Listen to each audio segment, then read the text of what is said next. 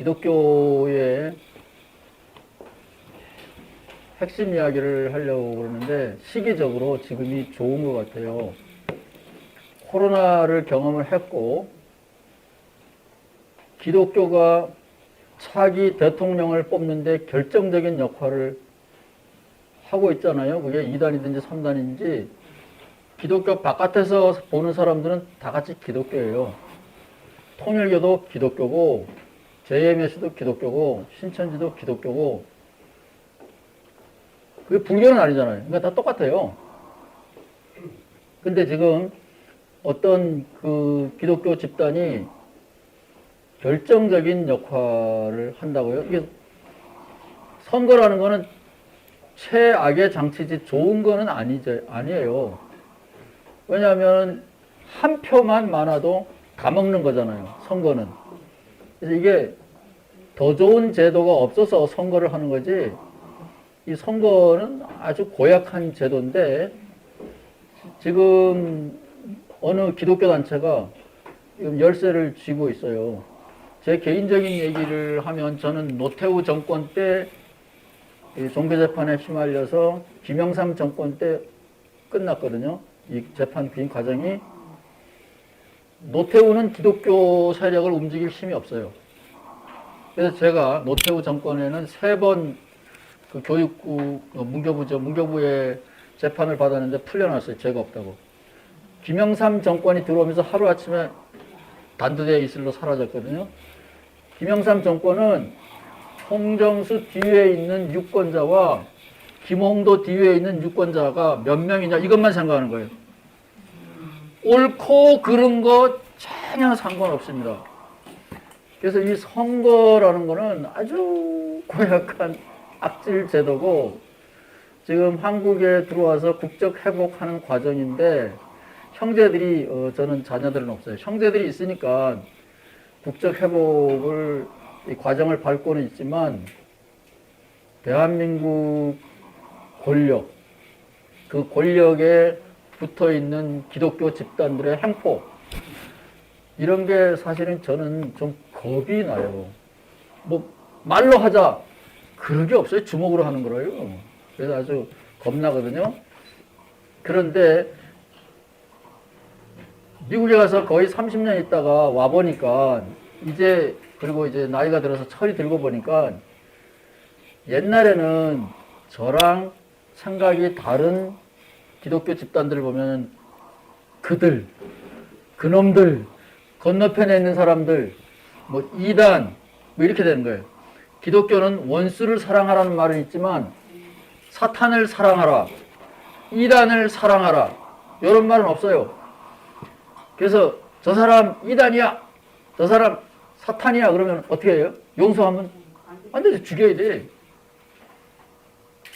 그래서 이 우리가 알고 있는 이 지금의 기독교 이것들이 이 전 세계가 동시에 앓고 있는 이 코로나 시절, 그 다음에 이 지구촌이 이제 작아졌잖아요. 이런 시절에 기독교를 되돌아보고 미래, 우리는 이미 나이가 늙었지만 미래에도 기독교가 살아남는다면 그 미래의 기독교는 그림을 어떻게 그려나가야 될까? 이게 잠깐 여러분에게 화두처럼 숙제를 던지려 그래요.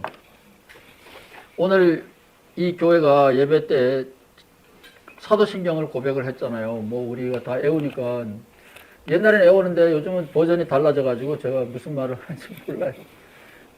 제가 옛날에 기독교 사회에서 일했기 때문에 아는데 성경책의 주기도문도 바꾸고 사도신경도 바꾸고 왜 바꾸는지 아세요?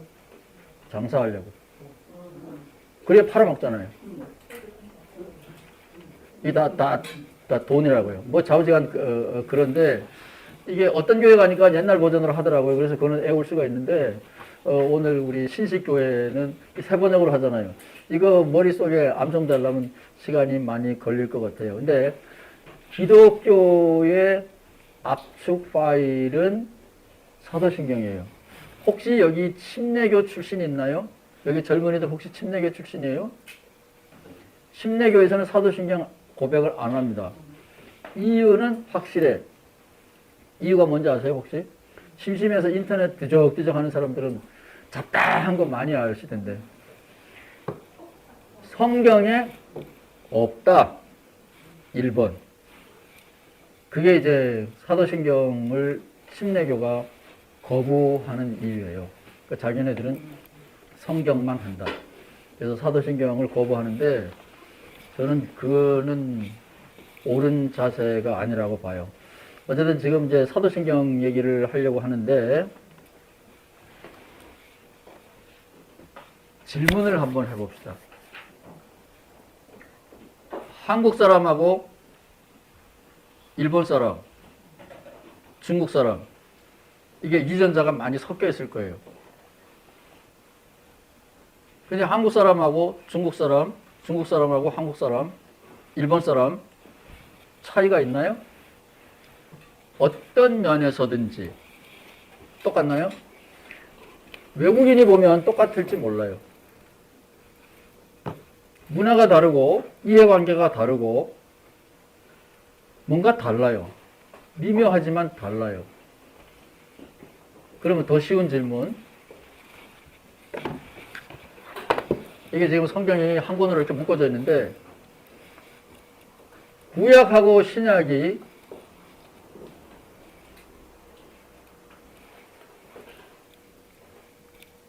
거기 구약에 있는 하나님하고 신약에 있는 하나님이 같을까요? 다를까요?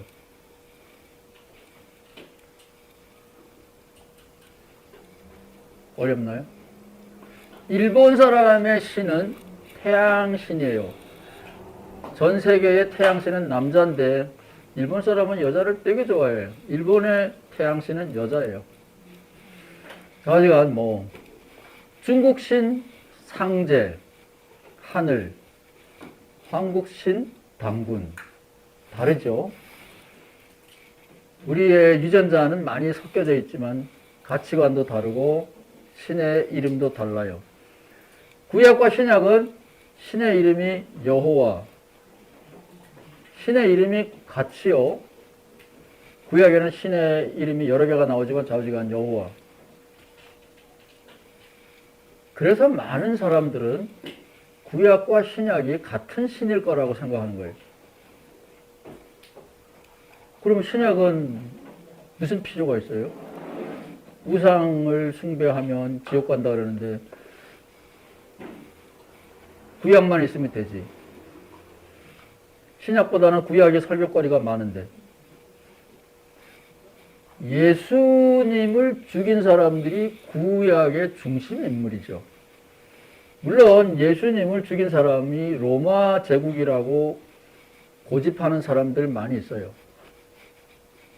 근데 그거는 정치적인 문제니까 제가 얘기를 안 하기로 하고 성경에 있는 대로 하면 예수님을 처형한 사람은 구약의 중심 인물이에요. 그리고 그 예루살렘에서 세상을 떠났고 예수님의 고향은 평양이라고요. 근데 예수님은 서울에 있는 예루살렘 성전에서 일주일 안에 세상을 떠났죠. 그래서 예수님을 죽인 사람들이 구약의 중심 인물이에요. 그래서 구약과 신약은 연속성이 있으면서도 불연속성이 충분히 있다. 일단은 이거를 꼭 기억하셔야 돼요. 우리가 해외에서 살다 보면 어디 가서 나쁜 일 하고 너 어느 나라 사람이야? 그러면 중국 사람이다. 일본 사람이다. 아, 이거 편해요. 이거 슬쩍 넘어간다고요. 그러면 대부분 속아 넘어가지요. 그런데 일본 사람, 한국 사람, 중국 사람 미묘하게 차이가 나요. 그래서 한국 사람들은 알아볼 수가 있다고 미묘한 차이가 나요. 그래서 작은 차이가 나더라도 구약과 신약은 차이가 나고 예수님의 경우에는 구약의 중심 인물이 예수를 죽였다고요. 그러면 질문. 예수님을 죽인 사람들이 나쁜 놈들이냐? 어떻게 생각하세요? 한 번도 생각 안 해봤어요? 왜냐면 하나님이 했으니까, 그렇죠? 하나님이 보내서 하나님이 죽게 했으니까 예수님을 죽인 사람들은 하나님이 시키는 대로 했고 도구예요. 죄가 없잖아요. 그러니까 예수님을 죽인 유대인들은 누가 됐든지 죄가 없는 거예요. 하나님의 이 일을 선교하는 사람들처럼 하나님의 도구 역할을 한 거니까 죄가 없나요?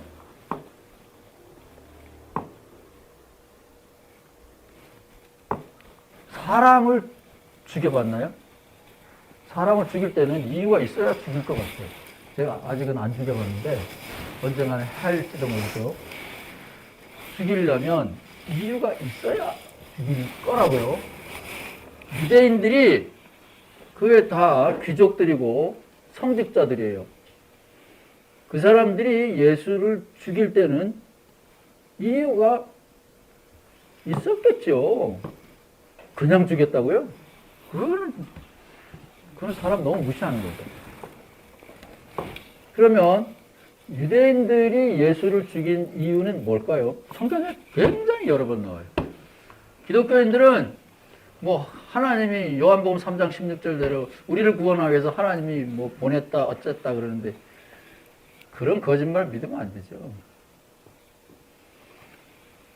창세기 3장으로 가면 하나님이 동산 중앙에 아담과 이브가 잘 다니는 길 한가운데다가 이렇게 열매를 냄새도 좋고 보기도 좋은 열매를 딱 놓고 이거 먹으면 죽어 그래서 죽음이 뭔지도 모르는 애들한테 이거 따먹었다 이게.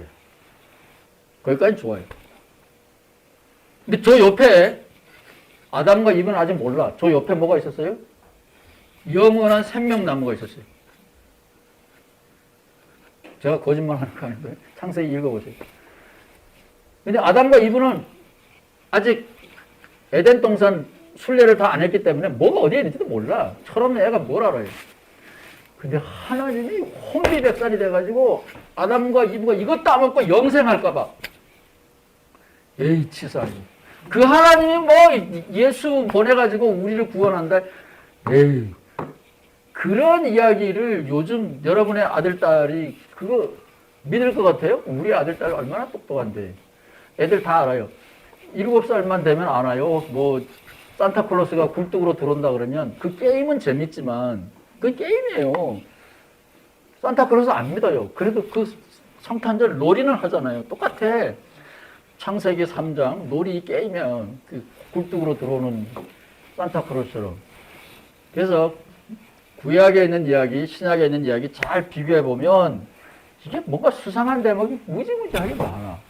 근데 교회에서는 생각하면 죽인다, 이게. 의심하면 죄다. 제가 옛날에 잘 나갈 때도 있었어요. 그래서 숭의여전 전문학생 데리고 1월 1일 날 산상 수련회를 갔어요. 성경을 펴놓고, 야, 이거 좀 읽어봐라. 예수님이 왜 시험을 받았느냐? 좀 읽어봐라. 예수님이 마음이 깨끗했으면 시험을 받았겠냐? 배가 부를 때는 이거 뭐 누가 자꾸 갖다 주면은 흥미 하나도 없어요. 그렇죠? 배가 고프니까 이거 먹고 싶네 그러는 거죠. 예수님도 속에 우리랑 똑같은 욕심이 다 있었다. 그러니까 유혹을 받지. 그래서 생각해봐라 그랬더니 그 전문대학 여자 청년들이 생각하면 의심 가는 게 너무 많아가지고 지옥 갈까봐 겁이 나가지고 그냥 믿는데.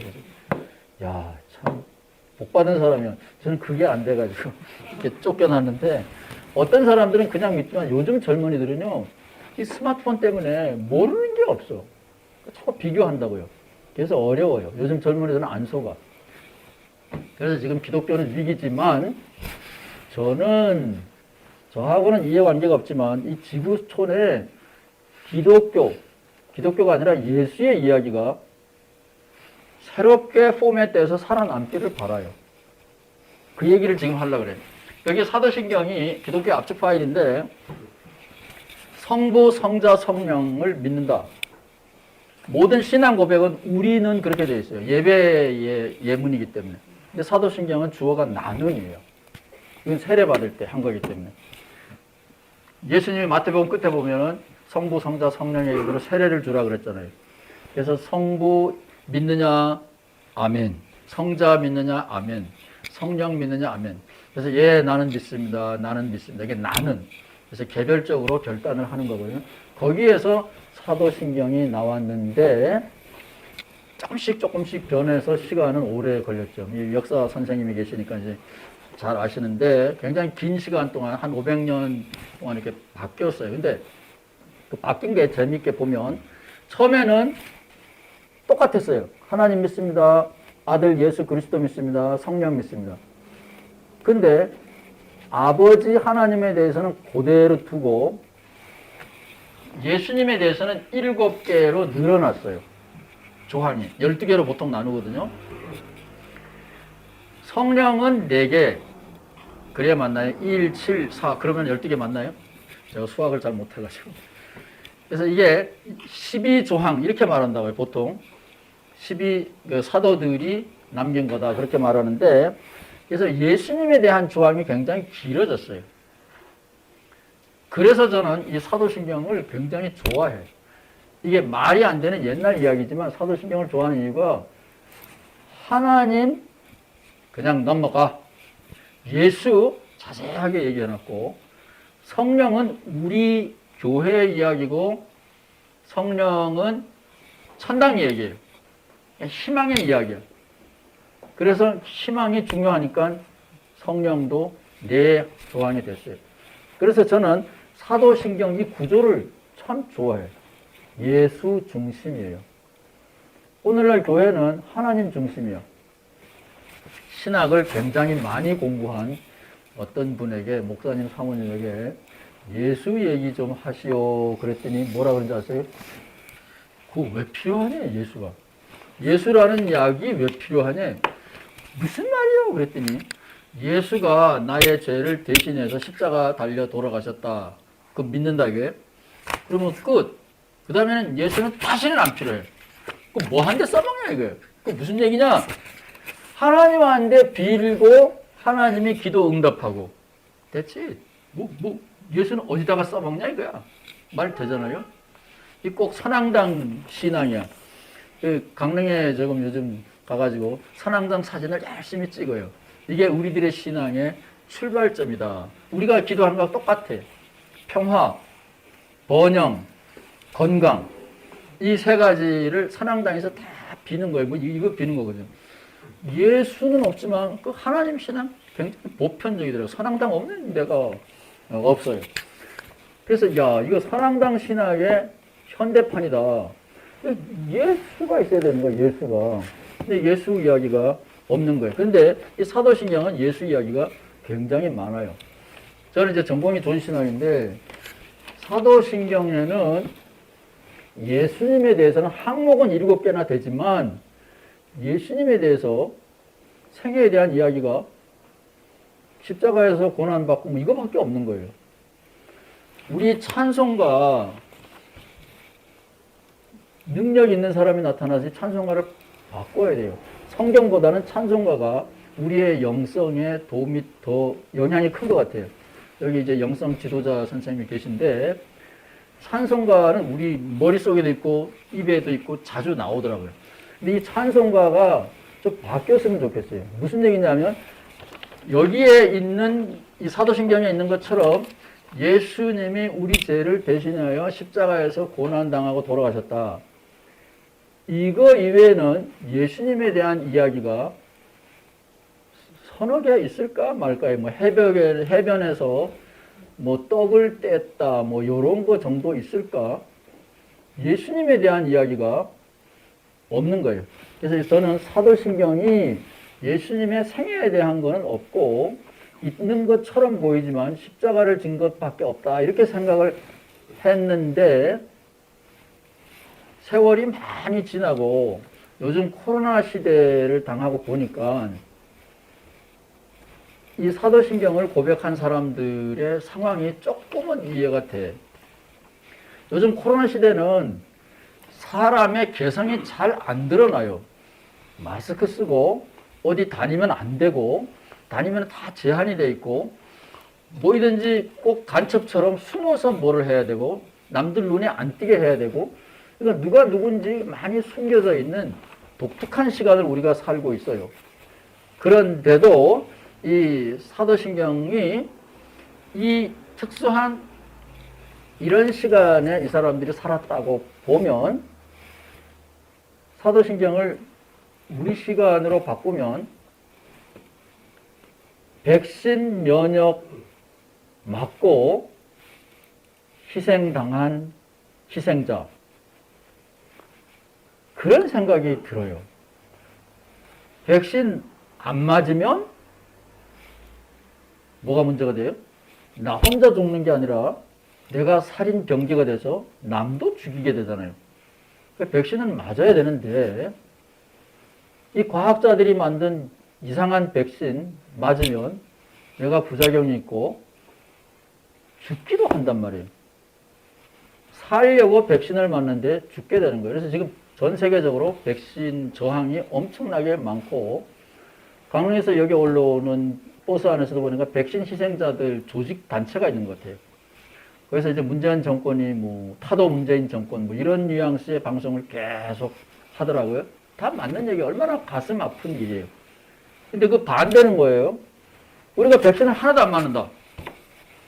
그럼 얼마나 많은 사람들이 더 많이 죽었겠어요. 이런 혼란스러운 상황이잖아요. 이런 때에 예수님도 사셨다고요. 그래서 특별히 예수님보다 이 사도신경을 고백할 당시의 사람들은 막말로 이제 코로나가 절정인 거예요.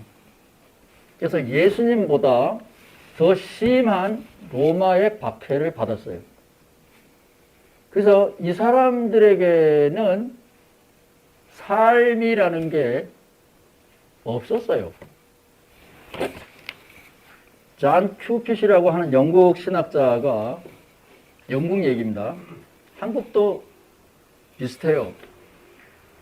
1960년 이전에는, 영국 얘기예요, 삶이라는 게 없었다. 서바이벌, 그냥 먹고 사는 것, 그냥 애들 낳았으면 학교 보내는 것, 뭐 가장 기본적인 것만 가지고 살았는데 1960년부터 삶을 즐긴다, 개성 있게 산다, 보람 있게 산다, 풍요를 향유하면서 산다.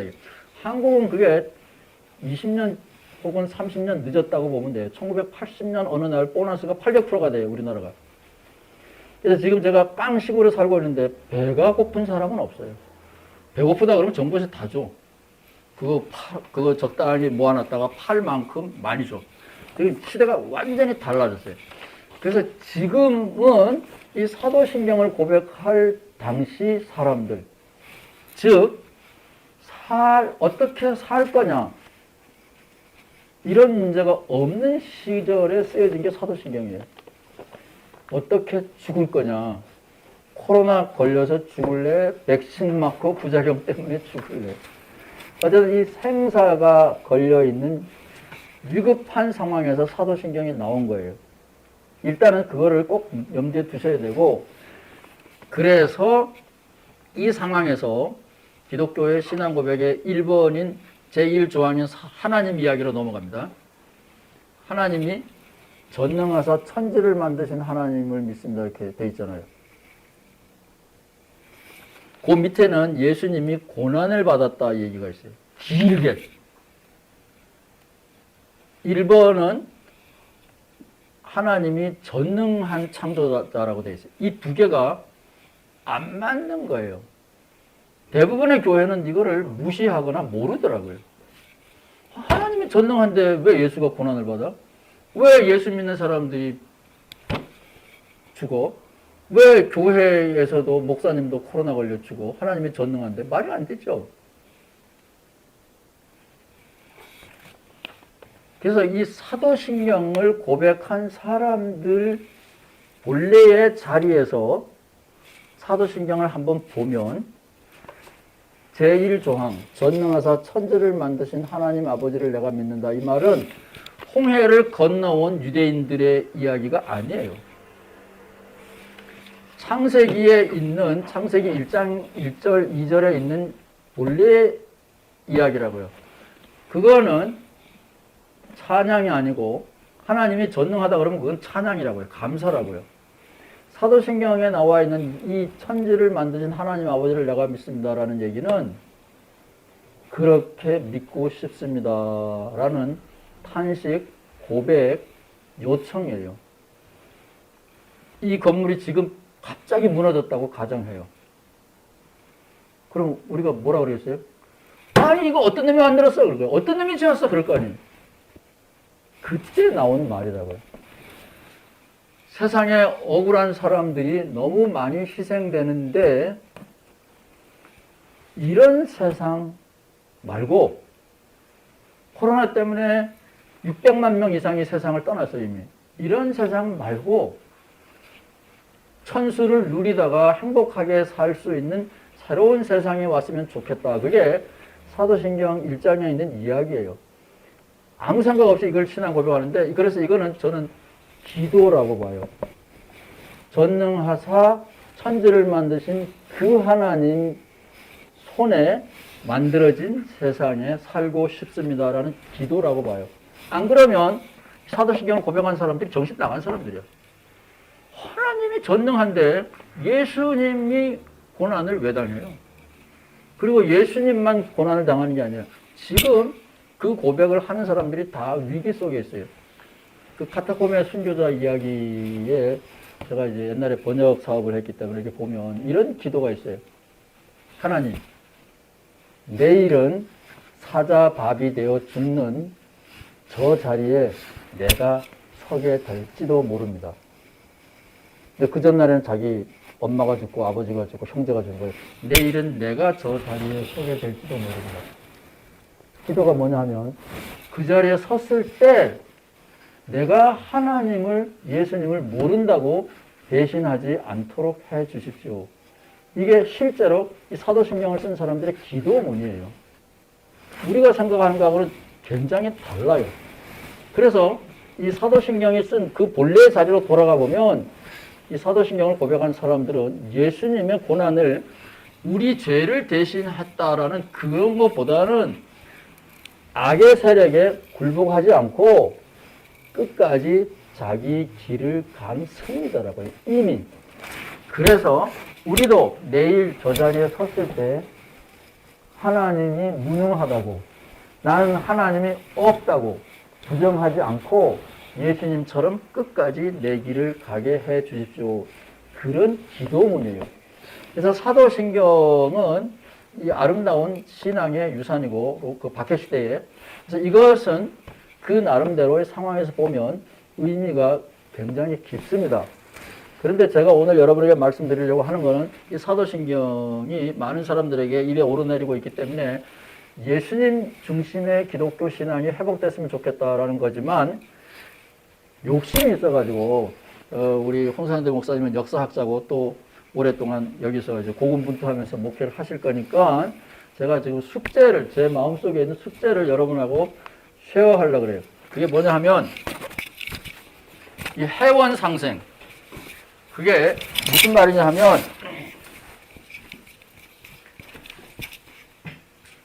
강증산, 그 다음에 대순진리, 이런 거 여러분 혹시 얘기 들어봤을 거예요.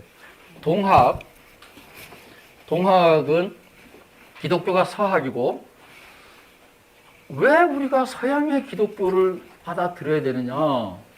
우리 종교를 만들자. 얼마나 멋있는 생각이에요. 그래서 서학이 아니라 동학. 그리고 이제 그 조조 신원 운동 한다 그러면서 이제 폭력도 불사하면서 열성적으로 동학 운동이 일어났죠. 그런데 그 증산교를 시작한 강증산이라는 사람이 동학교도들이 명분은 화려하지만 그들이 자행하는 폭력을 보고 이건 아니다. 그래서 회심을 해서 만든 게 그 제자들이 만든 거죠. 그게 증산교예요. 증산이라는 건 시루떡, 또 강증산이가 태어난 앞에 있는 그 마주보는 산이 증편, 시루봉, 거기서 이제 나온 건데, 그래서 이 강증산이라는 사람이 예수님처럼 비슷한 나이에 요절했어요. 일찍 세상을 떠나는데 세상을 뒤엎어야 된다. 그런데 폭력이 아니고 평화로 뒤덮자. 그래서 강증산이의 신학은 해원상생이에요. 근데 요즘 많은 사람들이 상생 그러는데 이거는 여러분이 제가 험악한 얘기를 좀 해야 여러분이 귀에 남을 거예요.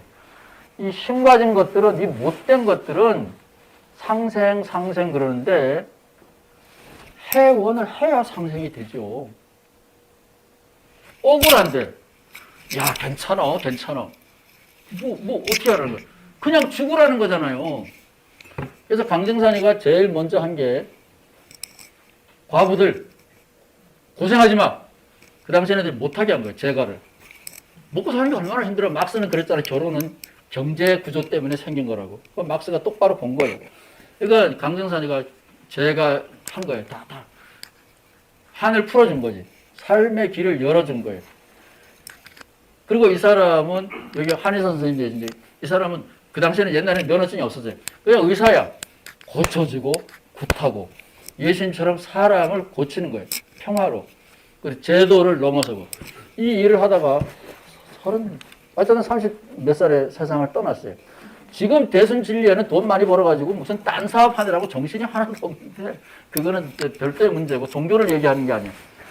그래서 최수원 선생님의 제자가, 강정산이가 평화를 통하여 인간의 한을 풀겠다라는 아이디어를 나간 거예요. 왜 이 얘기를 하냐면, 지금의 한국 기독교가 다른 나라도 마찬가지지만 잘못된 방식으로 전투적이에요.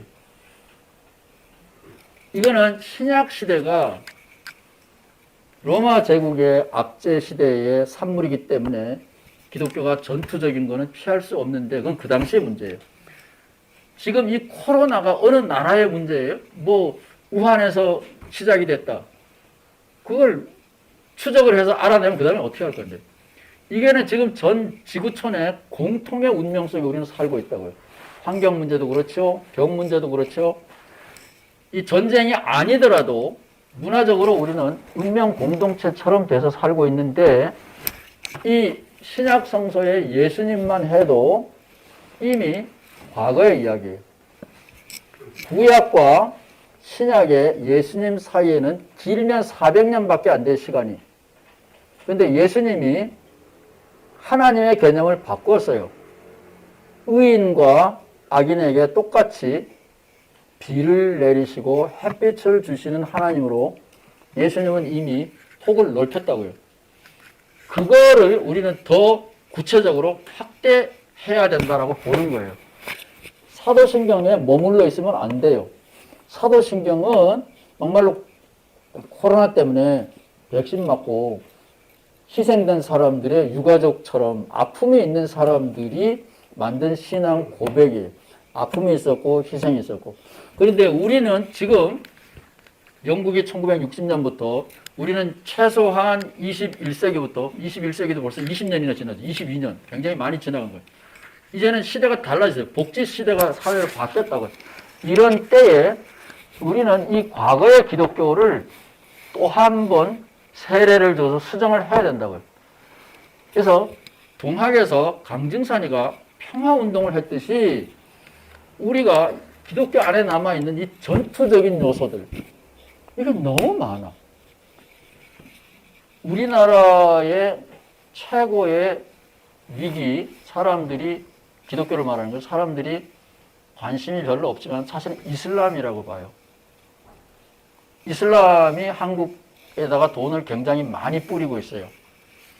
박근혜 시대에 이슬람이 한라특구라는 경제구역을 대구에서 만들려고 하는데 반대해서 못했고, 박근혜 말기에 강원도에서 하려고 그러는데 박근혜 씨가 물러나면서 못했어요.